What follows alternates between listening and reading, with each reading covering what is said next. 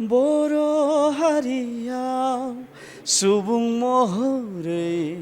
जोंनि जोनोम जाबाय जोंनि जोनोमानो बे उजियाव जुजिनायनि जोंनि जोनोमानो बे उजियाव जुजिनायनि हारिखौ थगायनानै फोथाय खेबस'नि हाबा मावोब्ला हारिया माब्लाबाबो जोंखौ निमाहा होनाय नङा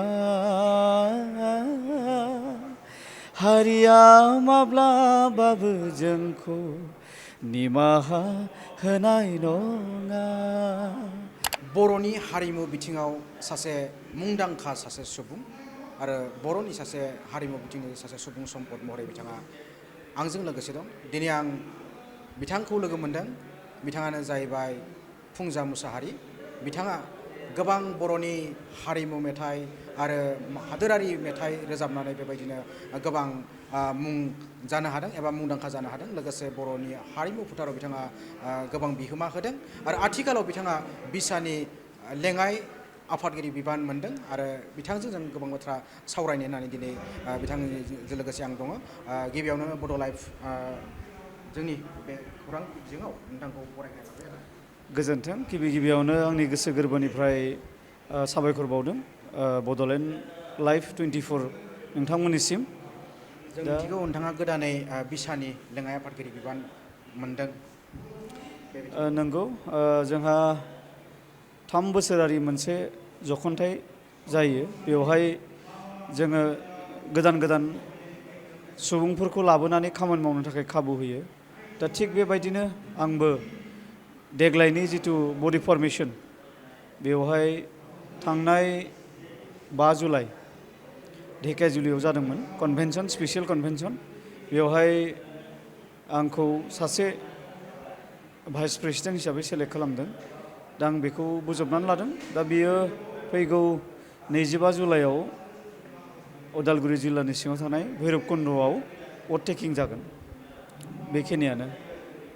फैबाय थानाय समाव नोंथाङा बर' हारिमु बिथिङाव बर' हारिमुखौ माबायदि जौगालांनाय बिथिङाव नोंथाङा खामानि मावनो होननानै सानो ओरैनोथ' हानाय समफोराव आङो सिगां उन्दै समनिफ्रायनो जाथिनि खोथा सिन्था खालामबोदों नाथाय थेवबो जों आखाइ गुसुं मानसि जों सानोब्लाबो जाजोबा गोसोजों सानो मेलेमजों सानो नाथाय मोनहास'वा थेवब्लाबो गोसोनि साननायखौ सुबुंफोरनो फोरमायनो थाखाय आं मेथाइ लिरो मेथाइनि गेजेरजोंनो आं फोरमायगासिनो दङ नो डाउट आङो बिराद खोब बुरजायै मेथाइ लिरनो हायाखैब्लाबो आंनि मेलेमाव जि फैदों बेखौनो आङो जोंनि हारिनि गेजेराव खोनासंनानै जोंनि सुबुंफ्रा माबा मोनसे सोलायनाय लाबोनो हायो नामा बेखौ आं सिन्था खालामो दायो लेटेस्ट आङो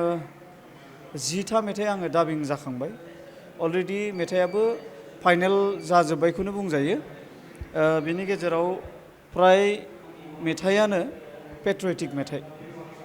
जायखौ जोंनि हाथरखि रायजो होननानै बुङो BKWCनि चिफ मानगोनां मिनिस्वर बसुमतारी आदा बिथाङा लिरनानै होदों आं टिउन खालामदों आरो आंनिनो लोगो सासे बिथां अमर बर' बिथाङा मिउजिकखौ बानायदों दा अलरेडि फाइनेल जाजोब्बाय दा बियो नैबे जुलाइनि जोबनाय सप्ता नङाब्ला आगष्टनि गिबि सप्तायावनो बियो रिलिज जानो थांगासिनो दं आरो दा बर' हारिमु बिथिङाव गोदान आरो गोजामनि बिथिङाव माबायदि फारागथि नुदों फारागथिया बेनो जेनेब्ला गोदो गोजाम जिथु जोंनि हारिमु दङ बे हारिमुफ्रा जाहैबाय ससियेल मिडिया गैयै जुगनि हारिमु नङा होमब्ला दा बेनिखायनो बै समाव जोङो हारिखौ गोजाम हारिमुजोंनो जेनेबा दावखोलांनो जोङो सेस्था खालामदोंमोन नाथाय बै समाव हाजोबाखै नाथाय बे हारिमुआव माबायदि जेनेबा जानाय एबा जायै दङ खुथिनाथि दङ बेफोरखौ दानि गोदान जोंनि उस्तादफ्रा सालिनानै गोदान आदबजों क्लासिकेल बिटआव गासैखौबो लांनानै जेरै जोङो मा होनो बागुरुम्बा दोहौखौ मोसाखांबाय नङा होमबा एग्जाम्पोल हिसाबै बेफोरो जाहैबाय जोंनि गासिबो अंखजों बानायनाय मोनसे इन्टारनेसनेल लेभेलनि मोसानाय बियो दोरोङारिब्लाबो बियो इन्टारनेसनेल लेभेलनि जाहैबाय दा बिनिखायनो आं सानो बेयाव फारागा दङ निस्सय माने गोदोनिजों दानिजों जथेस्थ' फाराग दङ आरो गोदोनि समाव जोङो जेसेबांखि हारिमु आयदायाव जों खामानि मावामोन प्रिथिबियाव जोंखौ रावबो मिथियामोन नाथाय दानि ससियेल मिडिया जुगाव जोङो जास्ट सोरबा लाइनसे लाइननि मेथाइ खनोब्लाबो बे हरसेनि गेजेराव भाइरेल जायो नङा होमबा दा बेयाव जथेस्थ' फारागथि दं होननानै आं सानो आरो दा बेनो आथिखालाव समाज बिजोंनि जुग दा बे बिथिङावनो गोबां नोंथाङा बुंनाय बायदिनो 1 मिनिटनि मेथाइ रोजाबनानै भाइरेल जानाय बा बे बिथिङाव जोङो समाजाव बा जोंनि बर'नि बे हारिमुआव मेथाइआवनो जा हारिमुआनो जा गासैबो बिथिङाव जेनेबा बे बिथिङाव माबाफोर आब्रुथि गैयै जानाय बायदि नोंथाङा नुयो नामा जथेस्थ' ससियेल मिडियायाव गाव गावखौ माने फकासिङाव लाबोनो थाखाय खायसे खायसे स्लें वार्ड बाहायनानै गोबां माने दानि निउ जेनेरेसनफोरखौ जों खननायखौ नुयो जोङो खोनायोब्ला एसे लाजिनायबो मोनो मानो होनना बुङोब्ला जोङो जाय समाव जाय मेथाइफोरखौ खनबोदों रमान्टिकआनो जा धोरोमारियानो जा बा ससियेल मेथाइयानो जा बेयाव जोङो स्लें वार्ड बाहायाखैमोन आरो स्टेन्डार्ड वार्डजोंनो नांगौब्ला मेथाइआ कमेडियानो जाथों नाथाय स्टेन्डार्ड नाथाय दानिया एकदम खुला खुलि माने खुनु बेयाव ब्रेक गैलिया थोंजों दा जों बेखौ नुनो मोनबाय थादों ओंखायनो आं खावलायगोन जे जाहाथे कमेडिखौ खनोब्लाबो बा एखेबारे मडार्नाइजमाव लांनो लुगैब्लाबो वार्डफोरखौ स्टेन्डार्डै बाहायनांगौ नों टिउनखौ आपग्रेड खालाम अरजाया जेबो गिदिर बाथ्रा नङा दोरोङारिखौबो दोन बा निउखौबो नों एक्सेप्ट खालाम नाथाय बिनि गेजेराव फारागथिखौ बुजिनांगोन आरो दा जे बुंथावै माखासे बाथ्राफोर दं आरो बेफोरखौ जों ससियेल मिडियायाव गोबां नुबाय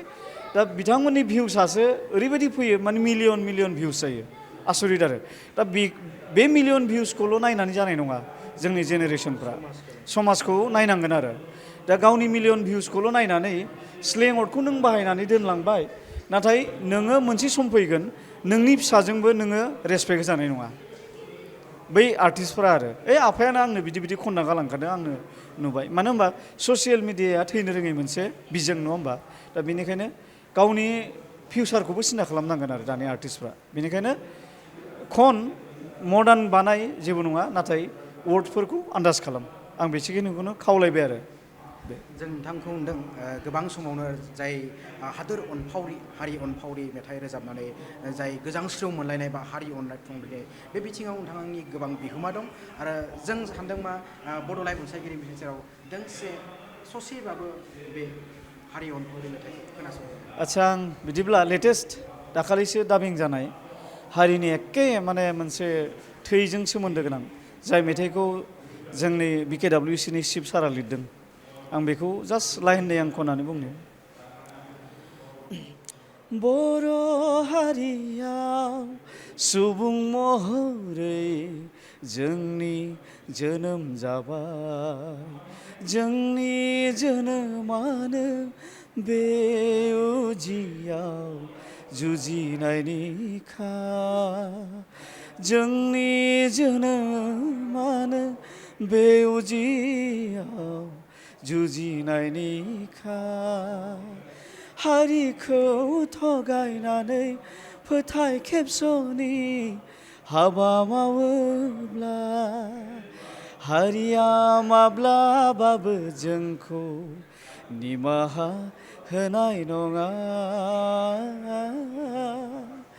हारिया माब्लाबाबो जोंखौ निमाहा होनाय नङा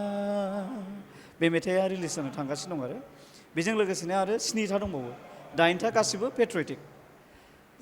जायफोरा हारिनि थाखाय सेन्टिमेन्ट दङ बिथांमोननि गोसो गोरबोआव नांगोन बायदि मोनो आङो माने मेथाइनि वर्डिंफोरखौ आरो बे आरो दा खननायनि बेलायाव माबायदि साक्सेस जानो हादों हायाखै आं बेखौ बुंनो थाङा नाथाय वर्डिंआ ओरैबायदि क्लियार जाथिनि थाखाय आं गावनो खनोब्लाबो आं गोसोआव बिराद दुखु मोनो बिराद सेन्टिमेन्टजों आं खननाय जायो आरो बेबायदि दा बेनिखायनो गोसो गोरबोजों आं खननाय जायो आरो बेखौ आं बेसेबां हादों हायाखै आं बेखौ बुंनो थाङाखै नाथाय आंनि गोसो गोरबोआव बै वर्डिंफोरखौ नुब्लानो गाबनो ओंखारो माने बे आरो मानो होनब्ला उन्दैनिफ्राय स्ट्रागोलजों जों जरित' थाबोबाय नालाय बेनिखायनो माखासे वर्डिंफ्रा जोंनि गोसो गोरबोआव थिक्स नांफैयो माने बे आरो बाथ्राया। दा बेनिखायनो आङो हानाय समसिमाव आङो स्पेसियेलि हिसाबै आङो गावनि हारिनि मेथाइखौनो बासिनानै लानाय जादों। आं मोजां मोनो, आं स्टेन्डार्ड मोनो। न' डाउट आं रमान्टिकबो खनगोन, नाथाय दासिम आंनि केरियाराव